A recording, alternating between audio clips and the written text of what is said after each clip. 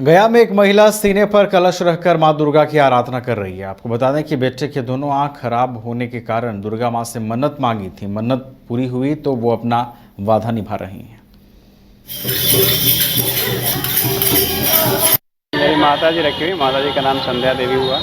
और मेरी आंखों की मन्नत के लिए मन्नत ये थी कि मेरे बेटे की आंख यदि वापस आ जाती है तो मैं 10 दिनों तक बिना अन्न जल ग्रहण की आराधना करूँगी। और मन्नत पूरी हुई तो कर रही है। और अभी फ़िलहाल मेरी माता जी एकदम ठीक हैं और आगे भी मैं कामना करता हूँ माता जी से कि ठीक हो।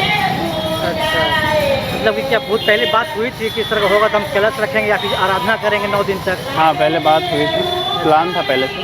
क्या सीना पर कलश रखने के लिए? हाँ। ये महिला हैं, इनका नाम है शुभ शोभा उर्फ संध्या सिंह। ठीक है, ये रहने वाली औरंगाबाद की, यहाँ मगध कॉलोनी रोड नंबर 3 में रेंट पे रह रही है। इनका मन्नत था वो माता रानी पूरा कर दी है, उसको ये पूरा कर रहे हैं। माता रानी का जो मन्नत था वो पूरा हो गया तो ये अपना संकल्प जो ली थी वो संकल्प को पूरा कर रही है। क्या हुआ था? संकल्प था इनका बेटा का आँख का, वो माता रानी पूरा कर दी है। चला गया था। हाँ दोनों आपका? हाँ, डॉक्टर मतलब मना कर दिए थे तो उसमें बोले संकल्प लिए कि माता रानी अगर मेरा बेटा का सही हो जाएगा तो हम आपका संकल्प जो है छाती पे कलश 9 दिन जो है रखेंगे। तो माता रानी पूरा कर दिए हैं। अब महिमा कहिए जो कहिए, उसके बाद ये 9 दिन प्रण लिए हुए हैं। वही अब आज चौथी होगी, 3 तारीख से लेके बैठे हुए हैं। बिहार के दरभंगा जिले में भीषण सड़क हादसे में 3 युवक की मौत हो गई। हादसा बहेड़ा थाना क्षेत्र के बेनीपुर से बिरौल जाने वाले मुख्य मार्ग के मालिया टोला के पास हुआ। हादसे में 2 युवकों की मौत घटनास्थल पर ही हो गई है, जबकि एक की मौत अस्पताल में इलाज के दौरान हुई। तक आप कौन लगेंगे? चंदन यादव जी का आप कौन लगेंगे? दादी पोता पोता थी आपकी? कैसी घटना हुई? घटना हुई, बाबू गले पूजा करे ला, पूजा का गावे जले। क्या कह के गए थे यहाँ से? यहाँ से हमरा के कुछ नहीं कह के गले बाबू गए।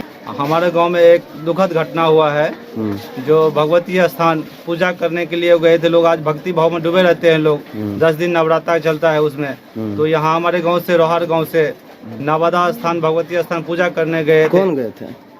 एक संतोष का लड़का जो है चंदन कुमार यादव और उमेश जी। चंदन कुमार यादव, पिता क्या नाम क्या है उसका? संतोष यादव उनका पिता का नाम है। हाँ। लड़का का नाम है चंदन कुमार यादव। कितना उम्र होगा? उम्र है 19 वर्ष। हाँ। और दूसरा है उमेश यादव का पुत्र प्रकाश यादव। उनका उम्र है 19 वर्ष का है। ये दोनों भगवती स्थान पूजा करके वापस आ रहे थे। तो बेनीपुर क्रॉस करने के बाद मलिया चौक के समीप पहुंचने से पहले ही उधर से वो बेनीपुर तरफ से आ रहे थे। इधर से एक बुलेट बाइक पर सवार होके एक इधर से जा रहे थे दरभंगा की ओर।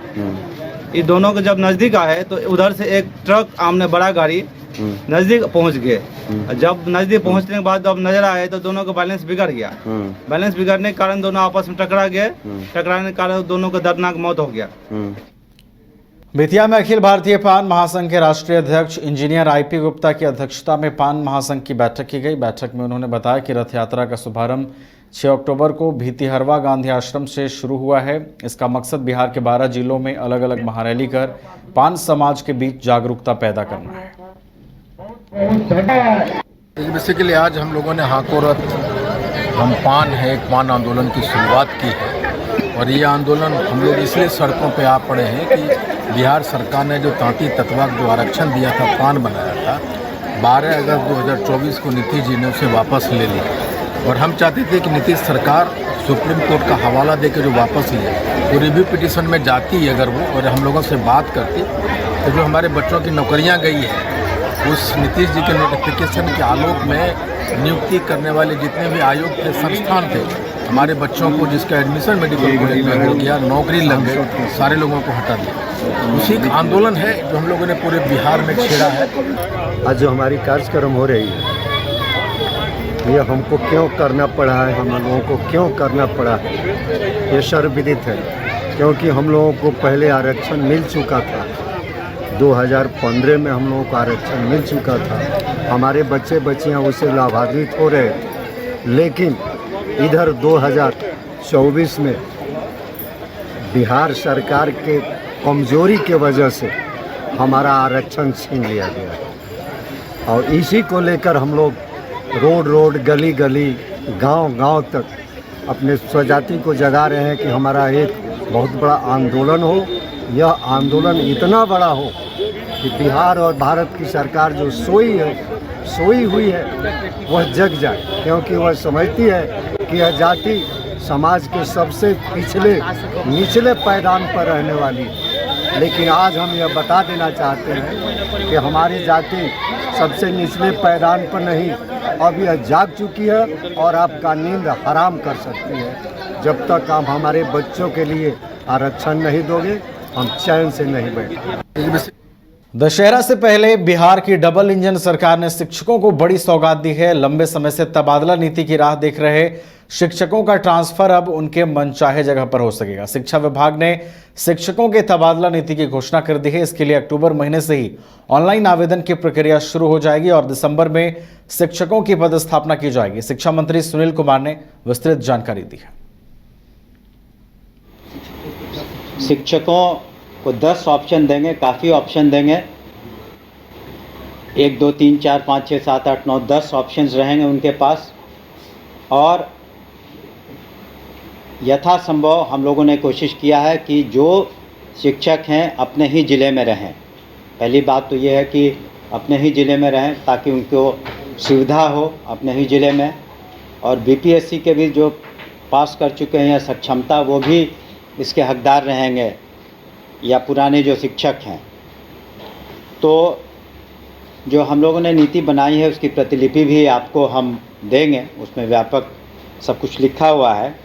लेकिन हम लोगों ने ये ध्यान रखा है सबसे पहले कि अगर किसी को असाध्य रोग हो या गंभीर बीमारी हो या फिर दिव्यांगता के कारण या फिर मानसिक कोई समस्या हो, तो इन सबों को हम लोग काफ़ी उच्च प्राथमिकता देंगे।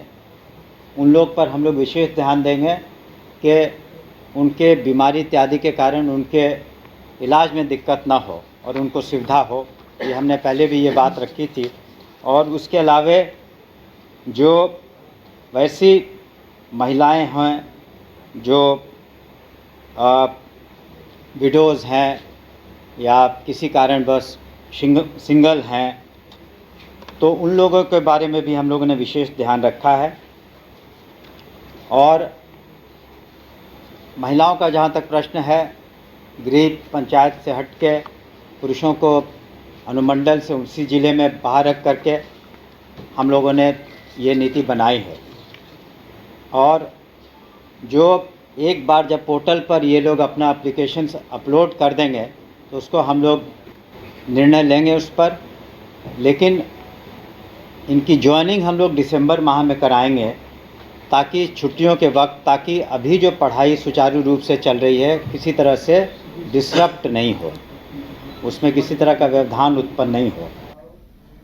जनसुराज के सूत्रधार प्रशांत किशोर ने नीतीश कुमार के उस बयान पर कटाक्ष किया है जिसमें वो दावा कर रहे हैं कि अगले विधानसभा चुनाव में एनडीए 220 सीटें जीतेगा। उसी पर प्रशांत किशोर ने कहा कि जदयू एनडीए के साथ लड़े या महागठबंधन के साथ, अगले चुनाव में उन्हें 20 सीटें भी नहीं मिलेंगी। ऐसा इसलिए क्योंकि आज अगर बिहार की जनता किसी से सबसे ज़्यादा नाराज है तो वो है नीतीश कुमार। जनता नीतीश के अफसर आज से परेशान है। भाजपा भी जानती है कि नीतीश कुमार आज राजनीतिक बोझ बन चुके हैं और कोई कंधा उन्हें नहीं उठा सकता। इसके साथ ही प्रशांत किशोर ने एनडीए की सबसे बड़ी पार्टी भाजपा को चुनौती दी है कि अगर हिम्मत है तो अगला चुनाव नीतीश कुमार को मुख्यमंत्री का चेहरा घोषित करके लड़े। इसी का परिणाम है कि 42 पर आ गए हैं और मैंने ये लिख कर दिया है और आपको भी बता रहे हैं, अगली बार अकेले लड़े, भाजपा के साथ लड़े कि महागठबंधन में लड़े, जदयू को 20 सीट नहीं आएगा। इन लोगों ने बिहार की जनता के साथ विश्वासघात किया है। प्रशांत किशोर तो एक साधारण व्यक्ति है, इनके खून में, इनके स्वभाव में, इनके नियत में खोट है। ये इन्होंने सबके साथ धोखा किया है अपनी कुर्सी पर बने रहने के लिए। भाई नीतीश कुमार चेहरा होंगे, इससे बढ़िया जनसुराज के लिए कोई बातें नहीं हो सकती है। ये भगवान ने, नियति ने ऐसी व्यवस्था बना दी कि अब भाजपा चाह कर भी नीतीश को हटा नहीं पाएगी। और जो आदमी भी नीतीश को चेहरा बनाकर लड़ेगा, आप लोग पत्रकार हैं, आपको मालूम है कि बिहार की जनता अगर आज किसी एक व्यक्ति सबसे ज्यादा नाराज है वो नीतीश कुमार है। तो नीतीश कुमार राजनीतिक तौर पर इतना बड़ा बोझा बन गए हैं कि कोई कंधा उसको उठा नहीं सकता है। भाजपा ने दम है तो नीतीश कुमार मुख्यमंत्री बने रहेंगे ये कहकर लड़े। जो हाल पिछले चुनाव में जदयू का हुआ वो हाल इस बार जदयू के साथ साथ भाजपाइयों का भी होगा, क्योंकि लोग ये समझ चुके हैं कि जिस तरीके से कांग्रेस ने लालू के हाथ में बिहार के लोगों का भविष्य और तकदीर बेच दिया था कुछ सांसदों के लालच में, उसी तरीके से भाजपा ने कुछ सांसदों के लालच में बिहार की जनता को जानबूझकर, जानते बूझते कि नीतीश कुमार कुछ नहीं कर रहे, इसके बावजूद बिहार के बच्चों की चिंता न करके भाजपा ने बिहार को नीतीश के हवाले करने का जो निर्णय लिया है, इसी का परिणाम। और खगड़िया पहुंचे जेडीयू के राष्ट्रीय महासचिव मनीष वर्मा का कार्यकर्ताओं ने जोरदार स्वागत किया। 2 दिवसीय कार्यकर्ता सम्मेलन में शिरकत करने जेडीयू के राष्ट्रीय महासचिव खगड़िया पहुंचे हैं। उनका जोरदार स्वागत कार्यकर्ताओं की ओर से किया गया। इस समागम में पंचायत से लेकर प्रखंड और जिले के पदाधिकारी शामिल होंगे।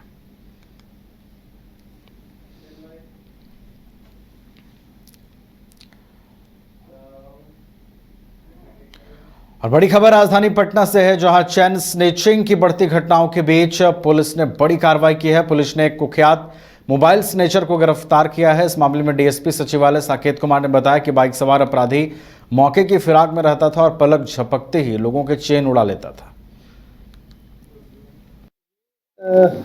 पटना पुलिस का जो एफर्ट है और जिसमें हम लोग बड़े पुलिस अधीक्षक महोदय के निर्देशन में काम कर रहे हैं, जिसके अंतर्गत जो है हमको पटना सिटी को, शहर को जो है वो स्नैचिंग फ्री बनाना है।